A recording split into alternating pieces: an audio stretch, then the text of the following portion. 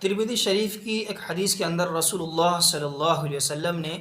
جنت میں جانے کا ایک بہت ہی آسان نسخہ آسان لفظوں کے اندر بتلایا ہے کہ اگر انسان اس طریقے سے زندگی گزار لے گا تو انشاءاللہ وہ جنت کے اندر داخل ہوگا، اللہ کی رضا حاصل کر لے گا۔ لہٰذا ابو سعید خدری رضی اللہ تعالیٰ عنہ فرماتے ہیں کہ رسول اللہ صلی اللہ علیہ وسلم نے ارشاد فرمایا کہ جو شخص حلال کھائے، یعنی اپنے جو اس کا رزق ہے اس پہ وہ یہ فوکس کرے کہ میرے پاس کہیں سے حرام مال نہ آئے، اپنی ساری انکم ساری آمدنی اپنی بزنس کے جو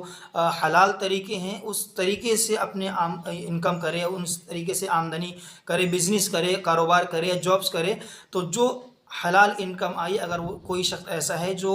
حلال کھاتا ہو، اور فرمایا کہ اس کے بعد سنتوں پر عمل کرتا ہو، یعنی صرف فرض واجبات نہیں بلکہ فرض واجبات کو بھی ادا کرتا ہو، اس کے ساتھ ساتھ سنتوں کی بھی پابندی کرتا ہو، چاہے وہ نماز کی سنتیں ہوں یا اسی طریقے سے رسول اللہ صلی اللہ علیہ وسلم نے زندگی کے دیگر شعبوں کے اندر جن سنتوں پر عمل کرنے کا حکم دیا ہے ان سنتوں پر عمل کرنے والا ہو۔ اور تیسری چیز فرمائی کہ لوگ اس کے شر سے محفوظ ہوں، یعنی لوگوں کو پریشان نہ کرتا ہو، لوگوں کو ستاتا نہ ہو، لوگوں کے لیے مصیبت کی وجہ نہ بننے والا ہو، لوگ اس کے شر سے محفوظ ہوں۔ یعنی نمبر ایک حلال انکم کرتا ہو، حلال کماتا ہو، حلال کھاتا ہو، دوسرا سنتوں پر عمل کرنے والا ہو، اور تیسرا لوگ اس کے شر سے محفوظ ہوں۔ تو رسول اللہ صلی اللہ علیہ وسلم نے فرمایا ایسا شخص جنت میں جائے گا، یعنی اللہ رب العزت اپنے فضل و کرم سے ایسے شخص کو جنت میں بھیجیں گے۔